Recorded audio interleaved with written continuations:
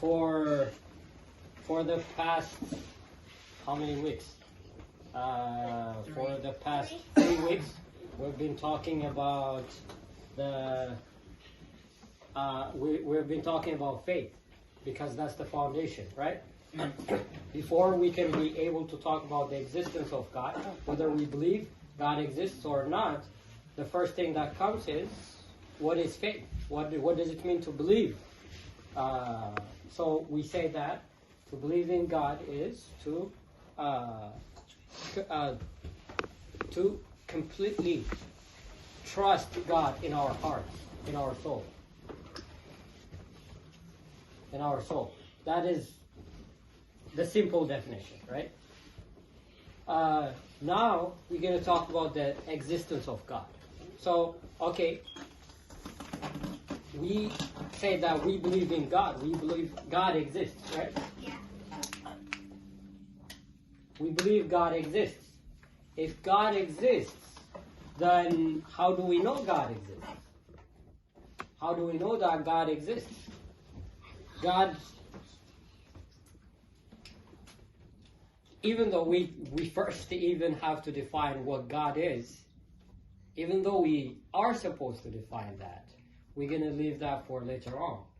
But now that we believe God exists, but how do we know that God exists? What does the church teach us when it comes to the belief of the existence of God?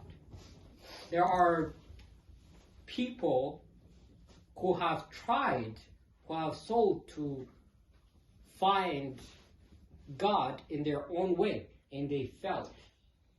Right? They're what? They failed to find God through the ways they used, right? And one thing that last time, if you guys remember, one thing was saying 3 weeks ago when we first started was that it's like, when it comes to God, when it comes to existence of God, we can just believe that God exists. We can, but other than that, God can never be tested, measured, and say that, oh, because of this measurement that we found, God exists. You know?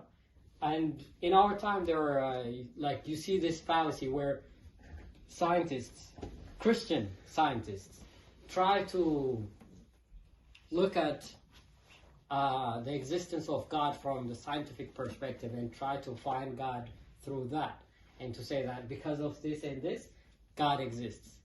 And those who argue against that use the same thing that they used. They explain it differently, and they say because of that, God doesn't exist. You know? The scientists say, oh, because of the universe, God exists. The atheists say, because of the universe, God does not exist. Because if there is look at how vast the universe is. We haven't seen any trace of God. We haven't come across it. It looks logical for the universe to function on its own. That is what they are arguing. So, what does the church teach us? What are the reasons why that we know God exists? So, the first one, there are 3 reasons. There are 3 reasons. The first reason that we will look at is creation. Creation itself declares the existence of God.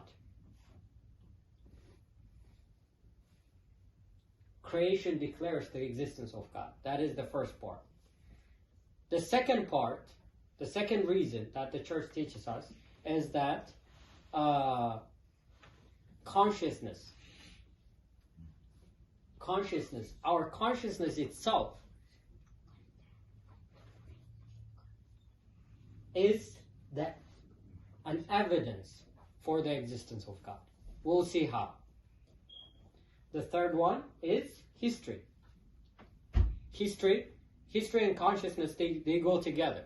History proves our own consciousness inclines to the faith, to believing in a higher power, in God. You see? So, these are the 3 reasons. So, let's start from the beginning. When it comes to creation, what are some of we believe that God exists because of creation. In in the epistle of Saint Paul to the Romans, chapter 1, verse 19, he said, ዘያስተሪ እግዚአብሔርም ቅድመ ዓለም ይታወቅ በፍጥረቱ. God that hasn't been seen even before creation, that exists even before creation, is known through his creation. ይታወቅ በፍጥረቱ. He is known through creation. What does it mean?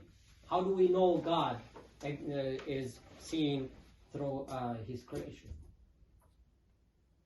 In the same way, Saint David, King David also, he says, heaven and earth declare thy glory. In Psalm 18, tells us that ሰማያት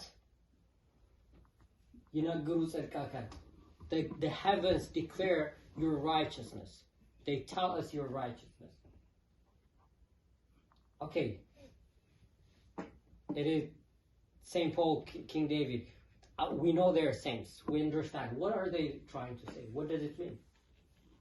How do we know from creation that God exists? The first one is this one. God exists because of creation.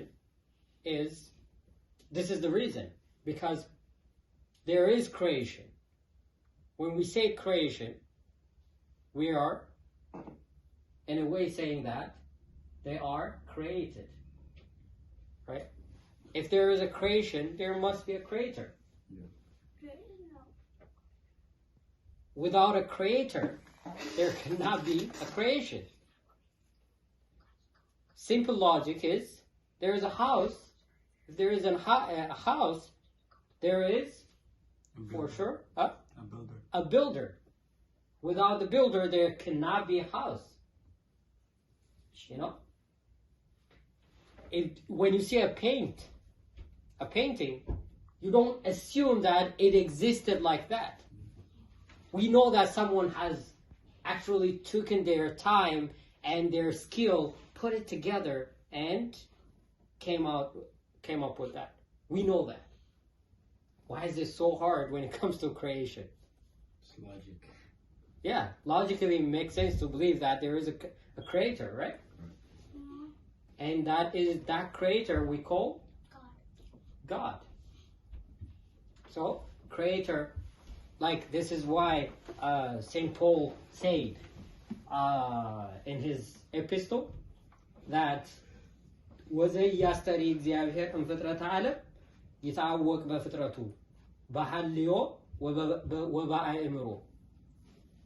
God who has never been seen before, the invisible, like that God that is unknown before, manifests himself through his creation. He shows us, he showed himself through his creation. So we know that the visible, he tells us that the visible world, the physical world that we live in, we know that it is from the invisible. It came from the invisible. That invisible being is God, who created the creation. So, what is one question that might come up with this? Who created God? Huh? Who created God? That question is not understanding who God is, right? Yeah. If someone says who created God, that means they're equating God with a creation. If he's a creation himself, he cannot be a God. Logically, Like an atheist perspective. Yeah. if you go logically, if you say if there is a creation, then there is a creator, right? Yeah. So if God created the world or the universe, then people can ask who created God. So we can use the same logic and apply it to God and say who created him. So if he's there, you get my point? Yeah. I'm not questioning that. but it's just That is a logically good point. coming. That is a good point. But that question itself comes because of not understanding what it means God. When we say God himself, God is a being. That is the source of everything. He is the source of everything. He's the foundation of everything. He lays the foundation of everything. But he himself does not have a foundation. He is the beginning of everything, but he himself does not have a beginning. He is without beginning. The moment he has a beginning, that means he has an end too, right? So he's not worthy of. So, like, eventually when you say, who created God? God was created by, let's say, another God. Then who created that God? Eventually we have to come to a point where the God that has not been created, that has existed, that is without a beginning. So God itself, when we say God, the Holy Trinity, is without a beginning himself. That is why this question is not understanding what it means God. The moment he ceases to be without a beginning, he stops being God. Right? So our God is without a beginning. So we that is why. But with the creation story though, what is one thing that one might ask? One might say, no, I don't agree with you because of so and so. What is one thing? Yeah. I wanted to say that, like, since God doesn't have a beginning to an end, some people, they worship idols like statues. They have a beginning to, they don't have a beginning or end because sometimes the idol, if they don't get destroyed, they stay on the earth like forever. So But they have a beginning, right? they do because someone built it. Yeah. So that's why But they they're do He have answered a his own end. question. Yes, I do. It just hasn't come yet. He answered his own It question. just Yeah. doesn't have an end. Like it Yeah, doesn't so have it an is. end. Yeah, you're right. But Otherwise, they'll destroy it. okay.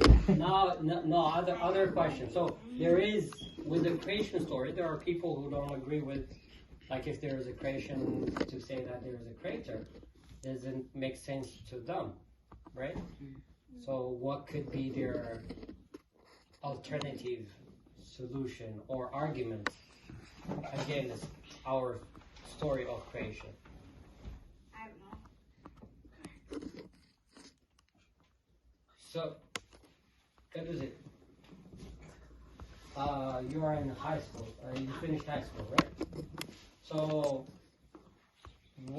where did the world come from?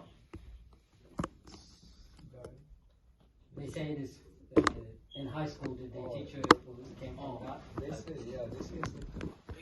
Big Bang, yeah. Okay, you see now. Big Bang? What's Big Bang? So, God could have created the Big Bang. Two stars collided. What's the Big So- Bang? But like one of the questions that come up when I heard about the Big Bang Theory was like, for it to be a Big Bang, they needed it to be something for that to happen. So who created that? Like a lot of the question that they say is like the Big Bang created the world, but what created the Big Bang? Yeah. That okay, was the question that was asked. That's a good Here's- reverse Yeah. question. Okay. So that's So, like, I have a question. Who is Like- Big Bang? I don't know if there's, like, it says that there's dinosaurs, right? Why isn't that in the Bible, though? That's a good question too. We'll come back to that. actually there is a story. The word dinosaur wasn't created till the 16th, so they couldn't really in the Bible write that a dinosaur existed. But they were described as giant animals. So We'll come back to that. We'll come back to that. But here is the thing. Now let's go back to the Big Bang theory, right? So the Big Bang theory, basically what it means is that it doesn't. How does the Big Bang theory start? Does anyone? Two Like, stars it's always colliding. like- It doesn't No, start. it's not. That is not. Isn't that not it? No. It's like How the does- world was like empty, like the universe was empty, and then like I don't know, and then just boom, like a big explosion, like it just makes no sense. No, it wasn't. There was a collision. There was no collision. Collision of galaxies with the speed of light. That's why we searched it up. You got I just searched it. Not. a lot of senses here. See, I told you. No, that's not two I stars. just searched it. You said two stars. That's not how I remember it though. Okay, so the Big Bang is not about stars. Actually. Yeah, and you said stars too. The Big Bang is not about a collision of two stars, right? The Big Bang starts with an atom, right? Adam? There was one atom, and that atom is hydrogen atom. The fusion, like people talk about the nuclear bomb, right? it's a separation That of is- atoms. And what do they use in nuclear bomb? MC equals something like that. Not. No, that is the calculation of like The formula. Oh, like, but like, speed of it's, light. But oh, the thing is, it's separated. They separate an atom. They separate the atoms into nitrogen and something. yeah. Something, So I don't know. what they do is they take hydrogen, Yeah, atom. Hydrogen bomb. They call them hydrogen bomb. This is what we call Atomic nuclear bomb. Atomic bomb Yeah. is hydrogen bomb. So what happens is the fusion. They make hydrogens. They throw hydrogens with the speed of light, and that creates an energy. So it would get charged up. If it gets charged up, it becomes helium, right? So there was hydrogen bomb, and all of a sudden it starts moving around, shaking.